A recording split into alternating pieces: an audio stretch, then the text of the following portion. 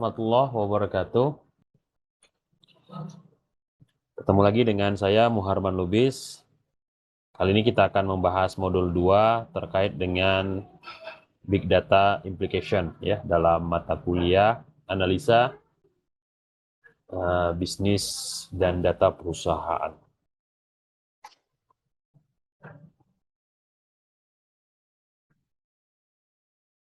Oke, tentunya kita harus mengetahui ya apa itu data. Ya. Data itu tentu memiliki banyak jenis dan jenis itu telah kita sebutkan ya di pertemuan pertama bahwa ada data yang jenisnya nominal ya, ada data yang jenisnya ordinal, interval, dan rasio. Serta dari sisi pergerakan, ada data yang sifatnya statis karena dia terikat oleh satu event saja. Ada yang sifatnya continuous ya, atau timeline ya, dynamic karena dia terikat dengan banyak peristiwa pada satu objek yang sama. Nah, Cambridge English Dictionary itu menyatakan bahwa data sesungguhnya adalah informasi. Ya, jadi kumpulan data lebih tepatnya itu akan membentuk suatu informasi. Yang kumpulan informasi yang saling terkait ya, yang bisa memberikan wawasan, maka itu akan menjadi suatu pengetahuan. Dan kumpulan-kumpulan dari pengetahuan yang memberikan kontribusi, memberikan signifikansi itu akan menjadi suatu kebijakan. Nah, fakta ataupun angka-angka ya yang dikumpulkan untuk diperiksa, untuk diamati, ya, untuk ditelaah ataupun dipertimbangkan dan digunakan untuk membantu decision making. Jadi itu definisi data berdasarkan English Dictionary dari Cambridge. Juga dikatakan ya dari Wikipedia bahwa data itu adalah suatu record ya atau sesuatu yang disimpan ya atau yang didapatkan ya, dikumpulkan dalam bentuk koleksi-koleksi fakta tentang suatu peristiwa. Ya. Data sendiri itu adalah bentuk yang plural, bentuk yang banyak. Jadi data itu tidak bisa sifatnya sendirian, dia harus banyak. Bentuk banyak dari datum, datum itu yang sendirian ya, yang satu entitas atau single entitas. Dan dia datang dari bahasa Latin yang berarti something given, ya, sesuatu yang diberikan. Dalam penggunaan sehari-hari, data bermakna suatu statement, ya, suatu pernyataan yang diterima sebagaimana layaknya, ya, as it is. Statement ini adalah hasil dari pengukuran ataupun observasi suatu hal, ya, suatu objek atau variabel di mana bentuknya itu bisa nomor, ya, bisa kata-kata ataupun gambar. Oke, jenis data kalau kita mau coba kerucutkan dari penjelasan saya yang kemarin itu ada data yang terstruktur ya, rapi dia sesuai dengan atributnya atau karakter-karakternya sehingga dia merepresentasikan entitas yang dikumpulkan tersebut ataupun yang tidak terstruktur ya, kita tidak bisa secara cepat ya atau secara langsung menentukan hubungan antara entitasnya dengan sifatnya. Jadi ada dua ya, yang terstruktur di mana jelas ya sifat karakter dengan entitas dari data tersebut ya atau representasinya. Karena sesungguhnya kita sendiri adalah kumpulan dari data ya. Ya, jadi ada sesuatu yang mengikat sama kita yang disebut dengan data. Nah, data itu apa? Data itu adalah karakter-karakter, sifat-sifat yang kemudian merepresentasikan suatu objek atau entitas. Ya, maka dia disebut dengan data. Nah, sementara data dengan data itu pun ada ya, metadata. Jadi data itu pun sesungguhnya punya data juga tentang dirinya sendiri. Jadi hal-hal terkait dengan sesuatu hal, maka itu adalah data ya, atau identitas atau data ataupun informasi dalam skala yang lebih kecil. Nah, jadi ketika dia tidak jelas hubungannya atau tidak rapi atau berantakan atau terisolasi menjadi satu jenis data saja atau satu sifat data saja, maka dia disebut structure. Tetapi ketika dia bergabung kolaboratif ataupun banyak ya dan merangkumi semuanya ya, sehingga sangat sulit bagi kita untuk menentukan secara langsung atau tidak jelas, tidak tampak jelas bagi kita, maka disebut unstructured data. Nah, sekarang pertanyaannya adalah, adakah organisasi, ketika kita ngomongi data dalam skala yang lebih kecil tadi ya, maka sesungguhnya data itu sendiri adalah kumpulan-kumpulan dari banyak data, ya. Dan konsep sekarang adalah big data, ya. Jadi scramble ataupun tersebar di banyak tempat data-data tersebut yang sesungguhnya ada pola-polanya ya, ada keterkaitannya, tapi tidak tampak jelas bagi kita.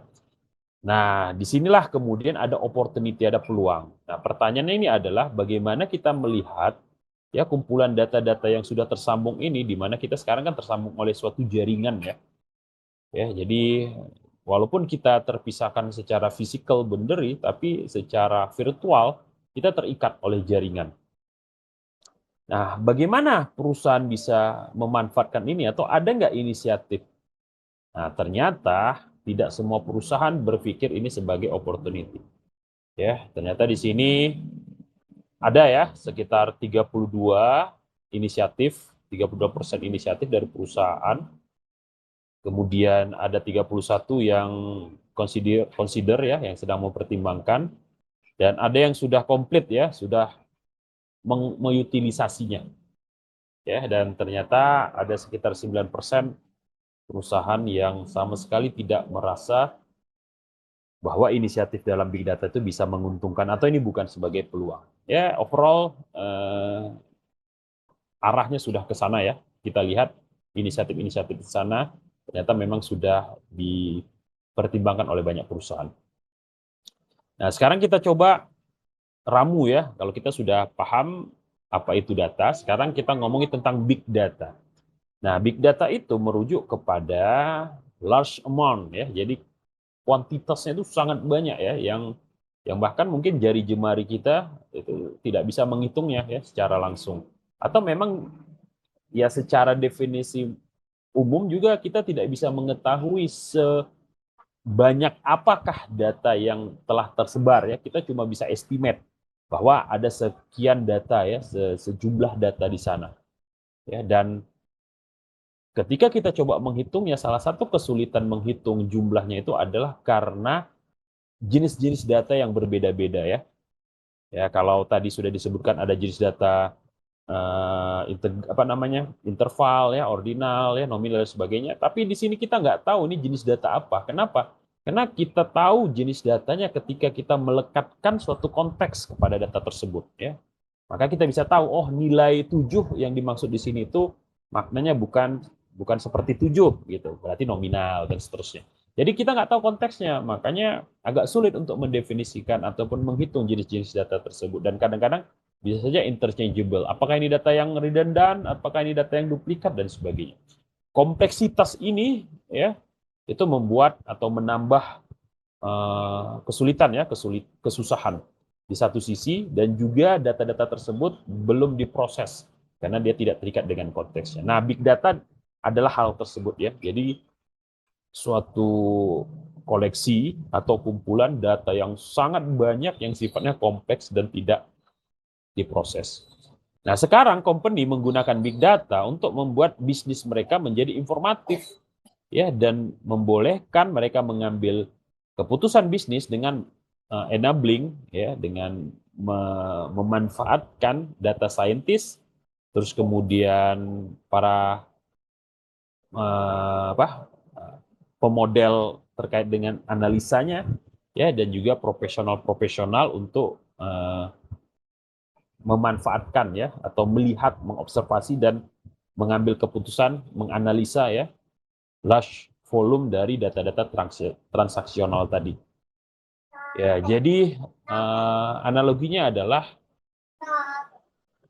ada banyak ikan ya di di lautan, dan ikan-ikan ini ya tidak diproses gitu, tidak ditangkap, ya lebih bagus kita proses gitu ya, karena dia mengandung raw material. Nah, problemnya adalah bagaimana kita harus tahu atau bagaimana kita bisa mengetahui bahwa data ini penting atau bahwa ikan ini tidak beracun, ikan ini tidak berbahaya. Nah, itu yang harus kita kuatkan ya. Tapi sesungguhnya ini adalah potensi ya, potensial gitu untuk, atau ini peluang yang sangat besar bagi perusahaan ketika dia bisa meramu dengan baik, maka dia bisa memastikan dia mendapatkan informasi yang tepat ya. Jadi ketika dia belum berguna, maka dia bukan sebagai informasi. Tetapi sesungguhnya ketika dia dapat berguna atau dia relevan dalam konteks perusahaan, maka sesungguhnya dia sudah menjadi informasi yang kaya, ya, yang bisa mengangkat performansi, kemampuan, kompetensi dari suatu perusahaan. Nah, oleh karena itu, big data yang sangat besar tadi untuk di-manage oleh proses yang konvensional ya, jadi teknologi itu sangat sulit ya untuk memprosesnya. Terus kemudian requiring development new teknik dan tools untuk storage datanya ataupun untuk memprosesnya dan juga untuk melakukan transmisi. Ya. Jadi karena sangat besar tadi maka ya sesungguhnya teknologi sangat sulit. Nah karena sulitnya inilah makanya harus diimplor, harus dibuat suatu mekanisme di mana kita bisa mentarget spesifik data, misalnya ya.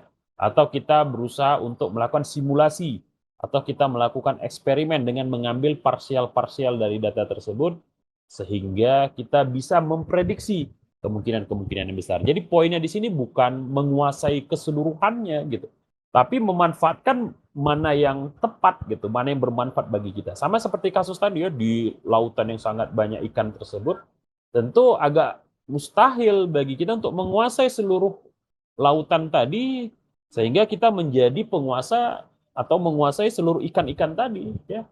Nah, alih-alih seperti itu yang kita lakukan adalah mengkotak-kotaknya atau melakukan proses klasterisasi ataupun bahkan menentukan ya titik-titik tertentu yang bisa saja dia menyimbolkan atau mewakilkan ya richness, kekayaan dari ikan tadi. Nah, dalam hal ini kekayaan dari data tersebut. Nah, big data ini kemudian menjadi istilah yang sangat populer ya untuk mendeskripsikan sesuatu yang sifatnya eksponensial growth ya, pertumbuhan yang berganda-ganda, kemudian availabilitas, kemudian penggunaan informasi baik yang struktur ataupun yang tidak terstruktur, dan ini juga menyediakan lingkungan yang kaya ya dengan kemampuan-kemampuan computing ya, akumulasi, agregasi, dan bukan hanya untuk analitik ya, tetapi juga untuk proses-proses lainnya ya. Nah, beberapa tools yang bisa kita manfaatkan seperti MapReduce, Hadoop, Spark, ataupun dan juga Storm. Oke, ini yang harus diperhatikan ya dari big data ya. Pertama,